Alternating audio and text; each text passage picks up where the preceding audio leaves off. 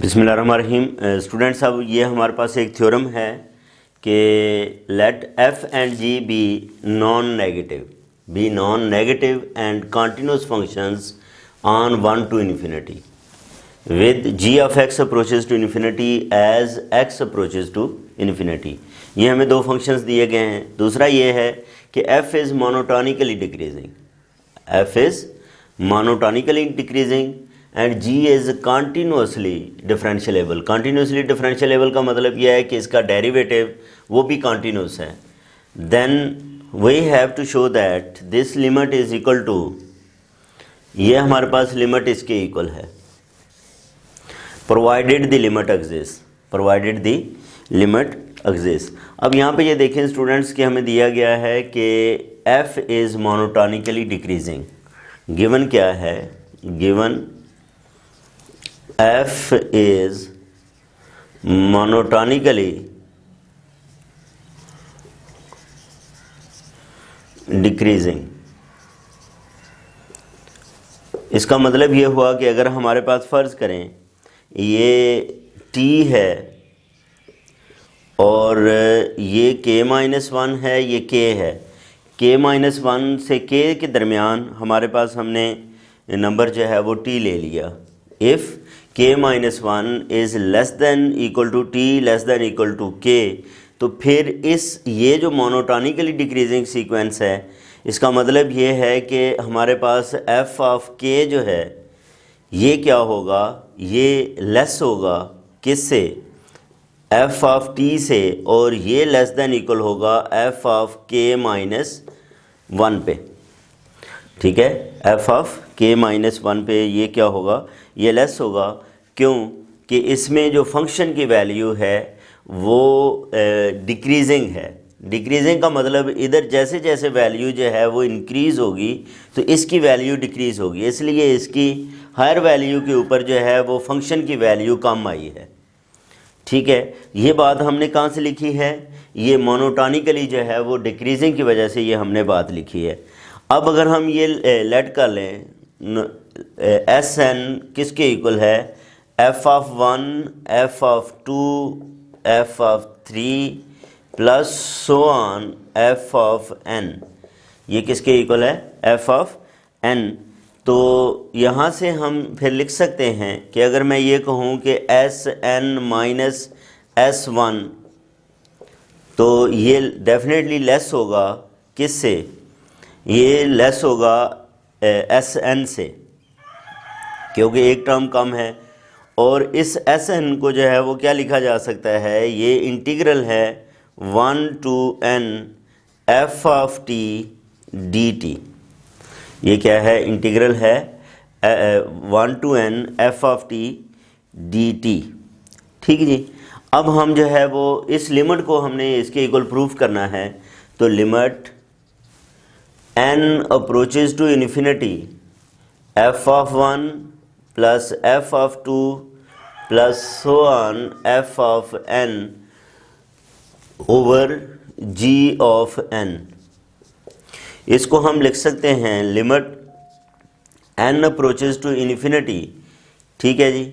और ये जो हमारे पास एस एन है ये किसके इक्वल है? 1 to infinity 1 to n F of T D T over ये क्या आ जाएगा?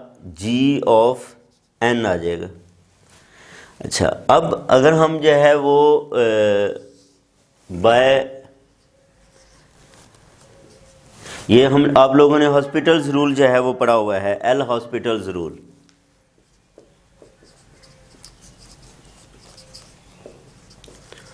वो क्या है कि अगर हमारे पास फॉर्म क्या हो? इन्फिनिटी ओवर इन्फिनिटी फॉर्म हो। ये कौन सी फॉर्म है? इन्फिनिटी ओवर इन्फिनिटी फॉर्म है। उसने ये देखें यहाँ पे कहा है कि as X approaches to infinity G of X approaches to infinity. अब इसके लिए ऊपर भी डेरिवेटिव ले लेंगे, नीचे भी हम डेरिवेटिव ले लेंगे। Limit N approaches to infinity, ऊपर डेरिवेटिव लेंगे तो वो हमारे पास क्या रह जाएगा? F of n। और नीचे हम जो है वो डेरिवेटिव फाइंड करेंगे तो ये क्या होगा? जी प्राइम n आ जाएगा। और यही स्टूडेंट्स हमें जो है वो इसके लिए प्रूफ करना था। अब स्टूडेंट्स इसके अंदर जो है वो हमें ये एग्जांपल के अंदर क्या गिवन है कि if p is greater than equal to -1, तो इस लिमिट को हम जो है वो क्या करना चाह रहे हैं, फाइंड करना चाह रहे हैं। अब इसको अगर आप जो है वो कंपैरिजन करें, ये जो ऊपर हमने थ्योरम पढ़ा है इसके साथ, तो ये देखें, ये जो हमारे पास एक सीक्वेंस सी है, इसमें उसने क्या लिखा है यहाँ पे, ये एफ ऑफ एन आता है, तो इधर से क्या आ जाएगा, n raise to power p आ जाएगा। Limit n approaches to infinity, इधर n raise to power p over नीचे जो फंक्शन है उसका क्या आना है, डेरिवेटिव आना है। तो इसका हम डेरिवेटिव ले लेते हैं। इसका डेरिवेटिव लें तो पावर को शुरू में लिखेंगे और पावर में से एक कम करेंगे, +1 -1 आ जाएगा, और ये कैंसिल होके ये क्या बन जाएगा, ये limit n approaches to infinity np over p + 1 into n raise to power p, ये आपस में कैंसिल होके अब n है ही नहीं, तो ये डायरेक्ट हमारे पास 1 ओवर p + 1, ये इसका जो है वो आंसर आ जाएगा। अब स्टूडेंट्स ये हमारे पास एक थ्योरम है, थ्योरम की स्टेटमेंट ये है कि the function is defined on 0 to infinity open interval by the formula log of x is equal to this. इससे ये डिफाइन हो रहा है, which satisfies the following properties, जिसमें पहली ये है कि log of x is strictly increasing, log of x is strictly increasing. तो सबसे पहले हम यही बात जो है वो प्रूव कर लेते हैं कि log of x जो है वो क्या है, स्ट्रिक्टली इंक्रीजिंग है। और उसके बाद जो है ये कंटिन्यूस हम प्रूव करेंगे, फिर डिफरेंशिएबल प्रूव करेंगे on 0 to infinity for all x 0 to infinity, और इसका जो डेरिवेटिव है वो भी किसके इक्वल प्रूव करेंगे कि वो log of x के इक्वल है। तो ये हमारा जो है वो क्या होगा, फर्स्ट पार्ट होगा। अब इस फर्स्ट पार्ट के लिए अगर हम जो है वो स्टूडेंट्स देखें तो यहाँ पे ये जो 1/t है, 1/t, इसको हम जो है वो क्या कह लेते हैं, f ऑफ t के इक्वल कह लेते हैं। 1/t को किसके इक्वल कह लेते हैं, ये f ऑफ t है। अब ये जो हमारा f ऑफ t है ये कॉन्टीन्यूस है। क्यों कॉन्टीन्यूस है कि 0 से लेके इन्फिनिटी तक आपके पास कोई ऐसा नंबर नहीं है कि जो इसके अंदर आप पुट करें और आंसर अनडिफाइंड आए। ये देखिए 0 को भी एक्सक्लूड किया हुआ है और इन्फिनिटी को भी एक्सक्लूड किया हुआ है। इसका मतलब हर वैल्यू के ऊपर इस फंक्शन की वैल्यू एग्जिस्ट करती है, इसका डेरिवेटिव एग्जिस्ट करता है, लिहाजा ये फंक्शन जो है वो हमारे पास क्या है, कॉन्टीन्यूस है। अब अगर फंक्शन कॉन्टीन्यूस हो तो ये हम बार बार बात करके आ चुके हैं कि उसका रीमान इंटीग्रल जो है वो एग्जिस्ट करता है। तो इसका मतलब ये हुआ कि ये जो हमारे पास फिर इंटीग्रल है, ठीक है, इसका इंटीग्रल 1 to x dt/t ये एग्जिस्ट करता है। और ये अगर एग्जिस्ट करता है तो ये इंटीग्रल है किसके इक्वल, log of x के इक्वल है। तो इसका मतलब log of x भी फिर क्या है, डिफाइंड है। log of x क्या है, डिफाइंड है for all values of x from 0 to infinity, और log 1 किसके इक्वल, 0 के इक्वल। अच्छा, दूसरा ये है कि अब हमारे पास फर्स्ट फंडामेंटल थ्योरम था। First fundamental theorem of calculus वो ये कहता है कि अगर जो है ये चीज़ मौजूद हो, कंटिन्यूटी जो है ये मौजूद हो, इंटीग्रल जो है वो एग्जिस्ट करे, तो हमारे पास ये जो log of x है ये फिर क्या हो जाएगा, ये कंटिन्यूस हो जाएगा किसके ऊपर, 0 to इन्फिनिटी पे। ये इस इंटरवल के ऊपर कंटिन्यूस है। और कंटिन्यूस के बाद हमने बात करनी है डिफरेंशियबिलिटी की भी। डिफरेंशिएबल का मतलब ये होता है कि इसका डेरिवेटिव जो है वो इसके ऊपर एग्जिस्ट करता है। अब उससे पहले अगर हम इंक्रीजिंग की बात करें तो इंक्रीजिंग कब होता है स्टूडेंट्स फंक्शन, जब उसका फर्स्ट डेरिवेटिव जो है वो क्या हो, पॉजिटिव हो। जब उसका फर्स्ट डेरिवेटिव पॉजिटिव हो तो उसको क्या कहेंगे, इंक्रीजिंग कहेंगे। स्ट्रिक्टली इंक्रीजिंग का मतलब यह है कि ज़ीरो उसके अंदर शामिल नहीं है।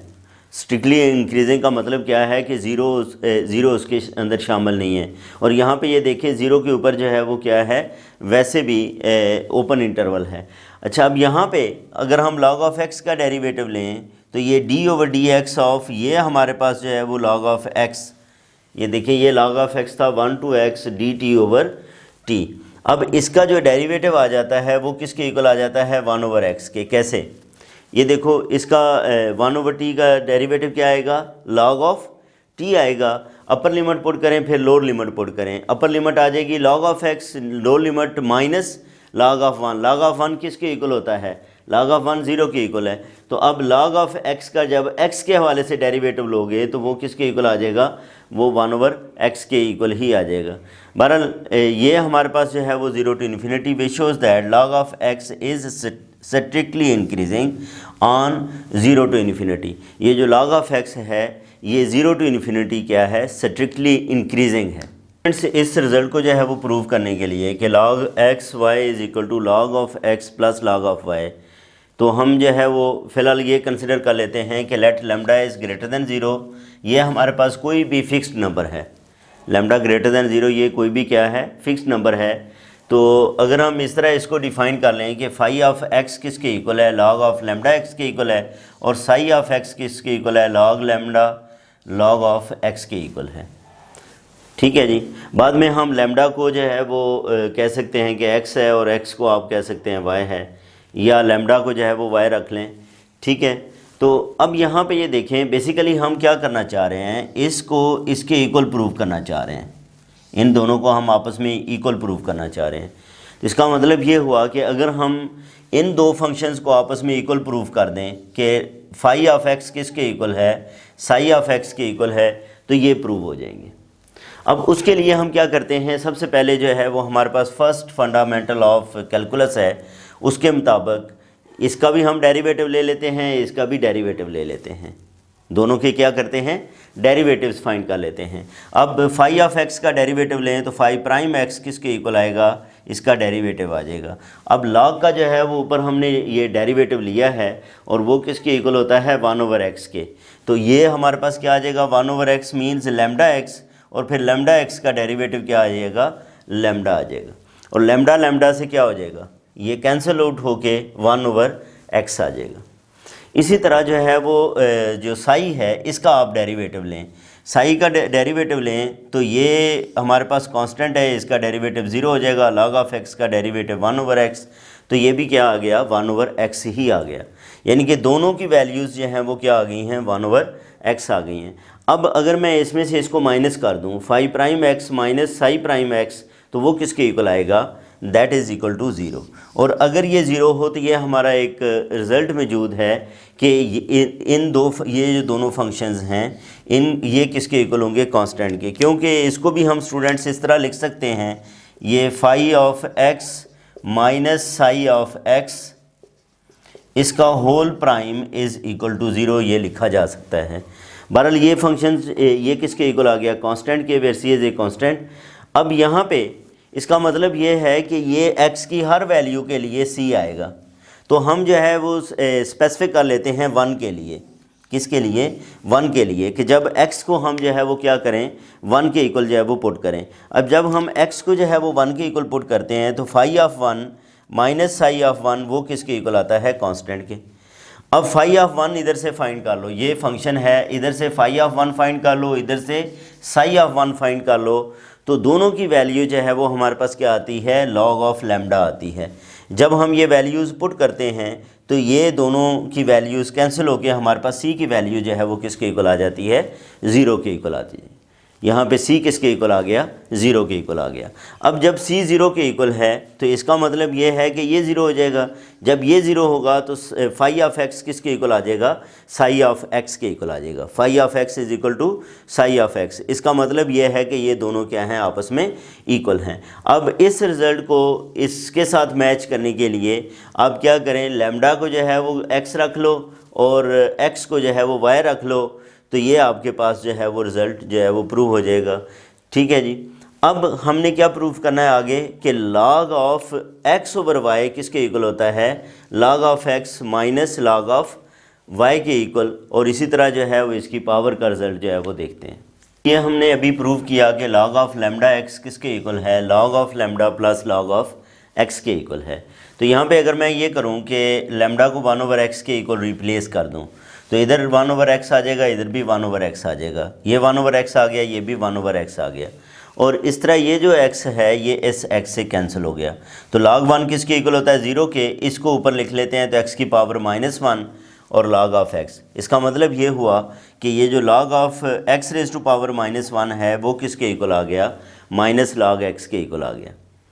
ठीक है। अब हमने इस रिज़ल्ट को लेके आना है, तो हम लैम्डा की जगह पे 1/y रिप्लेस कर लेते हैं। लैम्डा की जगह पे क्या किया, 1/y रिप्लेस कर दिया, तो इधर 1/y आ गया, इधर भी क्या आ गया है, ये 1/y आ गया। और 1/y को क्या लिख सकते हैं, y⁻⁻1 लिखा जा सकता है। इसको मैं पहले लिख लेता हूँ, और log ऑफ y⁻1 इसके मुताबिक आ जाएगा -log y। तो ये हमारे पास क्या आ गया फिर, log of x/y is equal to log of x minus log of y, और यही हमें जो है वो प्रूव करना था। इसी तरह स्टूडेंट्स ये हमने जैसे ये प्रूव किया है log ऑफ x⁻1, इसी तरह मज़ीद इसको आगे जो है वो इंडक्शन से हम लिखें तो log ऑफ x⁻2 वो किसके इक्वल हो जाएगा, -2 log ऑफ x के इक्वल हो जाएगा, एंड सो ऑन। तो इसी बुनियाद पे लॉ ऑफ इंडक्शन की बुनियाद पे हम ये कह सकते हैं कि log ऑफ x⁻m किसके इक्वल है, m log ऑफ x के इक्वल है। तो यही स्टूडेंट्स हमने इसके लिए जो है वो रिज़ल्ट्स को प्रूव करना था। इसके बाद एक और थ्योरम है, उसको डिस्कस करते हैं। अब स्टूडेंट्स हम जो है वो एक ये हमारे पास थ्योरम है, इसको प्रूव करते हैं। थ्योरम क्या है कि log e = 1 है, और e की ये वैल्यू ये हम प्रूव करना चाहते हैं। तो सबसे पहले हम यहाँ पे r वैल्यू ले लेते हैं, एक जनरल बात कर लेंगे, और उसको फिर प्रूव करेंगे कि वो किसके इक्वल है, वो e के इक्वल है। तो for a real number r greater than 0, for a real number r greater than 0 such that,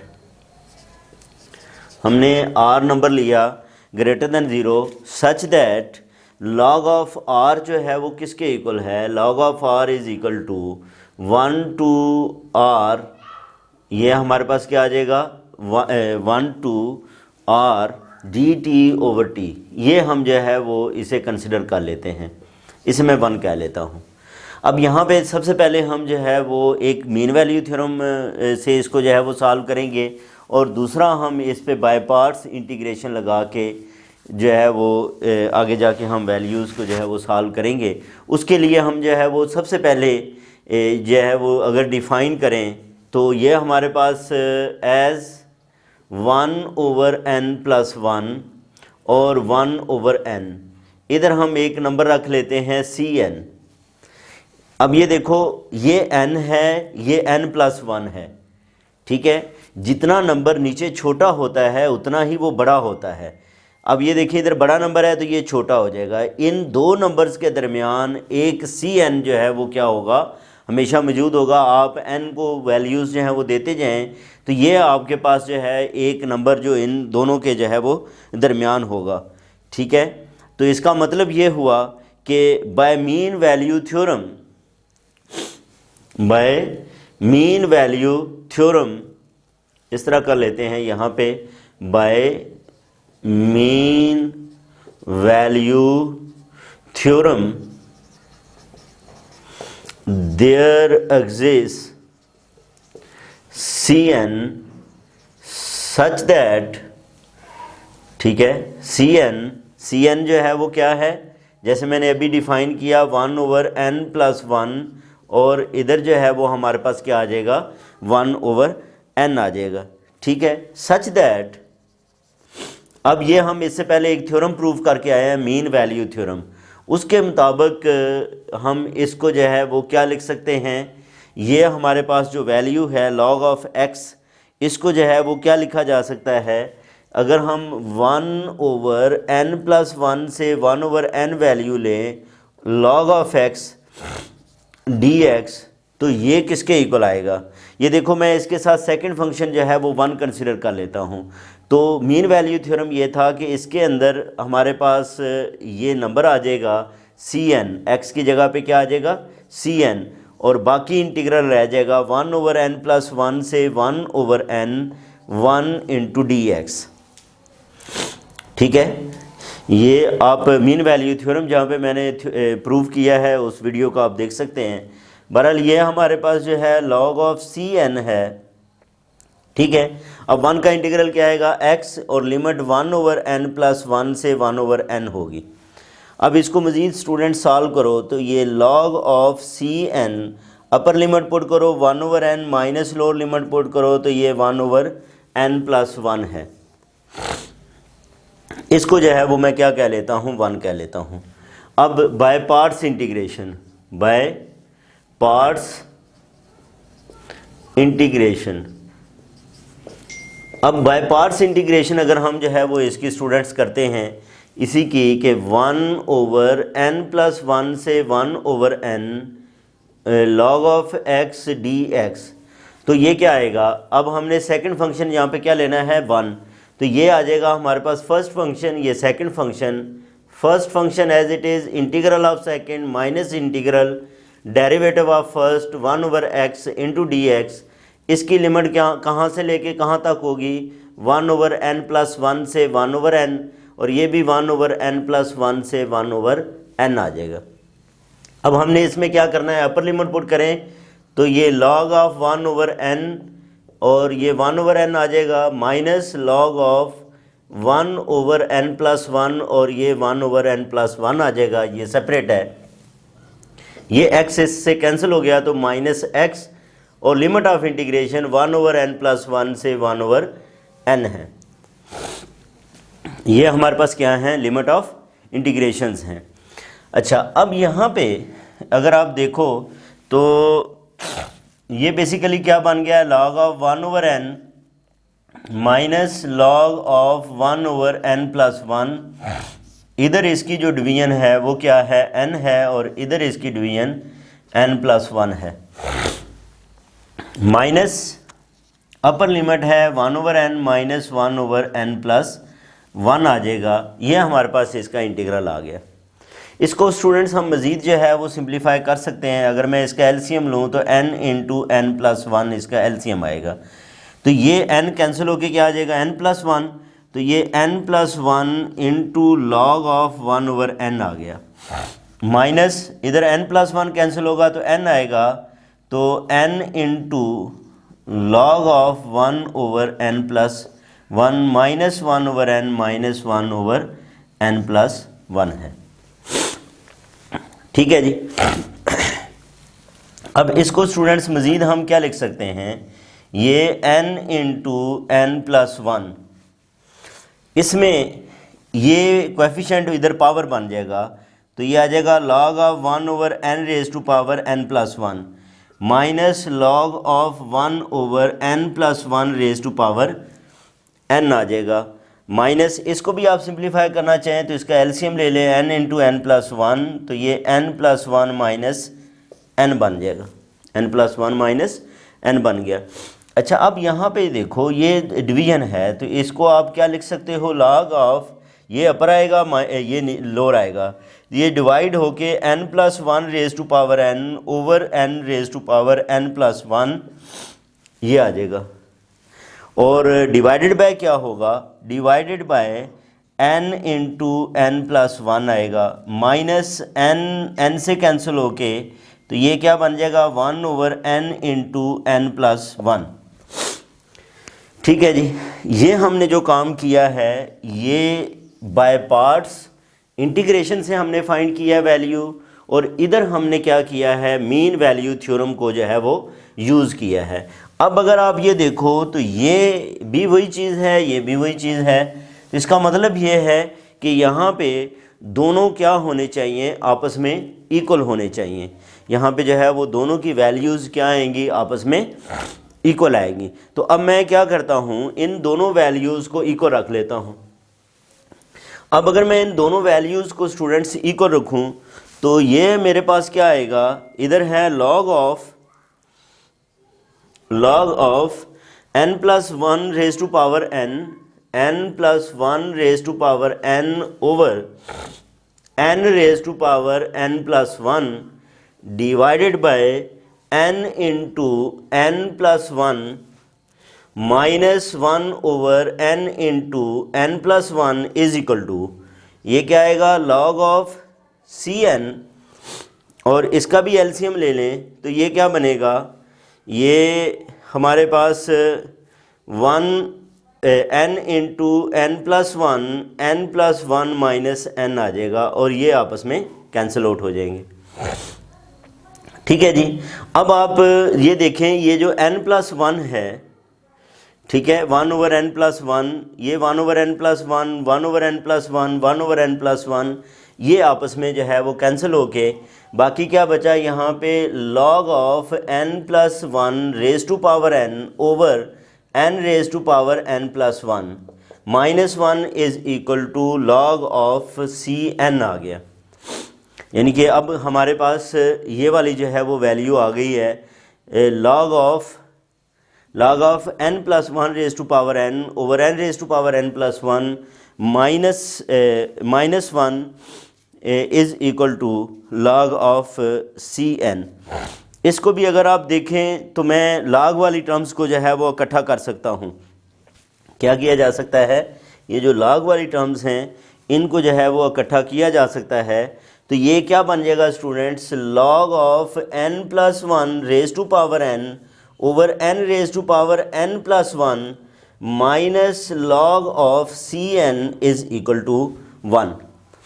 अब आप जो है वो क्या कर सकते हो, इसको जो है वो डिवाइड कर सकते हो, यानी कि log of n+1 raise to power n divided by n raise to power n+1 और साथ en भी डिवाइड हो जाएगा इज़ इक्वल टू 1। ठीक है, ये किसके इक्वल है, 1 के इक्वल है। अब यहाँ पे इसको हम ये कह ले, अब हमने प्रूफ क्या करना है कि log e किसके इक्वल है, 1 के इक्वल है, log e 1 के इक्वल है। तो इसका मतलब यहाँ पे दोनों का कंपैरिजन करें तो इसको हम जो है वो क्या रख लेते हैं, इसको r रख लेते हैं और r को हमने प्रूव करना है कि वो e के इक्वल है। r को हम क्या प्रूव कर देंगे कि वो e के इक्वल है। पहले हम इसे r के इक्वल ऐड करते हैं और r को फिर हमने ये प्रूव करना है कि वो किसके इक्वल आ जाएगा, e के इक्वल। अगर वो e के इक्वल आ जाता है तो इसका मतलब इसकी वैल्यू जो है वो क्या है, इसकी वैल्यू वो 1 है। अब उसके लिए हम इसको फिर जो है वो लेट कर लेते हैं कि let r is equal to n+1 raise to power n over n raise to power n+1 Cn। ये हमारे पास जो है वो किसकी वैल्यू आ गई, ये r की वैल्यू आ गई है। ठीक है जी, ये किसकी वैल्यू है, r की वैल्यू है। इधर थोड़ी सी हम जो है वो चेंजेस करें तो ये n+1 raise to power n है, मैं इधर से एक n अलहदा कर लूँ और n raise to power n Cn, इसको हम मज़ीद लिख सकते हैं 1 over n Cn into n+1 raise to power n over n raise to power n। मज़ीद इसको लिखा जा सकता है n Cn into n+1 over n raise to power n। ये क्या बन जाएगा, 1 over n Cn into n over n plus 1 over n raise to power n। ये कैंसिल हो गया 1 आ जाएगा, तो 1 over n Cn into 1 plus 1 over n raise to power n। ये हमारे पास जो है वो क्या आ जाएगी, r की वैल्यू आ जाएगी। ठीक है, ये क्या आ गया है, ये हमारे पास जो है वो r आ गया है। अब यहाँ पे एक मैंने जो है वो रिलेशन लिखी थी Cn की, Cn की शुरू में जो है वो क्या मैंने रिलेशन लिखी थी, शुरू में स्टूडेंट्स Cn की ये रिलेशन लिखी थी कि 1 over n+1 is less than 1, Cn is less than 1 over n। अच्छा, अब मैं अगर इसको जो है वो क्या करूं, इसका रेसिप्रोकल ले लूं तो ये n+1 बन जाएगा, लेस देन ग्रेटर देन में चेंज हो जाएगा, 1 ओवर Cn आ जाएगा और ये भी ग्रेटर देन n आ जाएगा। फिर मैं क्या करता हूं, Cn के साथ n पे डिवाइड भी कर देता हूं। अब मैं n पे डिवाइड कर दूं तो ये n+1 over n greater than 1 over n Cn is greater than 1 हो जाएगा। अब मैं अगर इसको इधर से लिखना शुरू कर दूं इस तरफ से, तो ये क्या लिखा जाएगा, 1 is less than 1 over n Cn is less than 1 plus 1 over n जो है वो लिखा जाएगा। ये क्या लिखा जाएगा, ये 1 प्लस 1 ओवर n जो है वो लिखा जाएगा। अच्छा, अब यहाँ से अगर आप जो है वो देखें तो मैं ये कह सकता हूँ कि limit n approaches to infinity, ये आप लोगों ने सेकंड ईयर में जो है वो सैंडविच थ्योरम जो है वो पढ़ा था। सैंडविच थ्योरम ये था कि अगर इसकी लिमिट और इन दोनों की जो साइड पे जो है वो दोनों, इनकी लिमिट किसी एक नंबर को अप्रोच करे तो दरमियान वाले फंक्शन की भी लिमिट उसी तरफ ही अप्रोच करती है। तो मैं ये कहता हूँ कि अगर मैं लिमिट ले लूँ n approaches to infinity, limit n approaches to infinity 1/n/cn, तो ये देखें 1/इन्फिनिटी क्या आएगा 0, तो ये भी 1 आ जाएगा, ये भी 1, तो इसका मतलब इसकी लिमिट किसके इक्वल होगी 1 के इक्वल होगी। इसकी लिमिट जो है वो हमने क्या प्रूव कर दी कि इसकी लिमिट जो है वो किसके इक्वल है, दैट इज़ इक्वल टू 1। अब इसकी लिमिट जो है वो 1 आ गई हमारे पास। फिर अब हम जो है वो r की अगर हम बात करें स्टूडेंट्स, तो r हम e के इक्वल प्रूव करना चाहते हैं, और r हमारा किसके इक्वल आया हुआ है, r इसके इक्वल है, ये हमने प्रूव किया हुआ है। r इज इक्वल टू है 1/n/cn इंटू 1+1/n⁴n। अब हमने limit n approaches to infinity करनी है, limit n approaches to infinity r limit n approaches to infinity 1/n/cn limit n approaches to infinity 1+1/n⁴n आ जाएगा।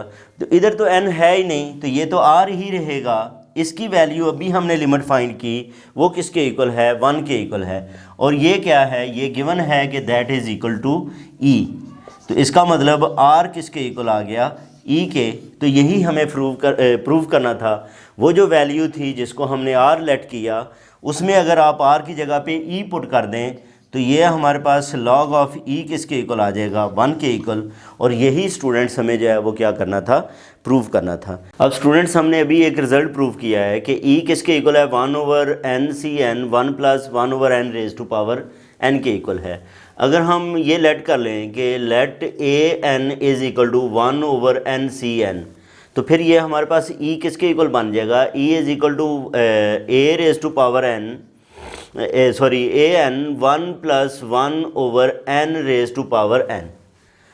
अब हम क्या करते हैं, इसका दोनों तरफ log ले लेते हैं। दोनों तरफ log लें तो log e किसके इक्वल आएगा, log ऑफ an 1+1/n⁴n आ गया, 1+1/n⁴n। अब ये दो पहले फंक्शंस का प्रोडक्ट है, log e 1 आ जाएगा, तो ये log of an plus log of 1+1/n⁴n बन जाएगा।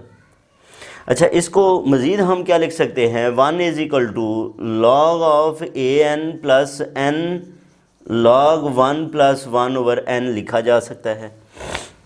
अब हम क्या करते हैं, n पे डिवाइड कर देते हैं, तो ये 1/n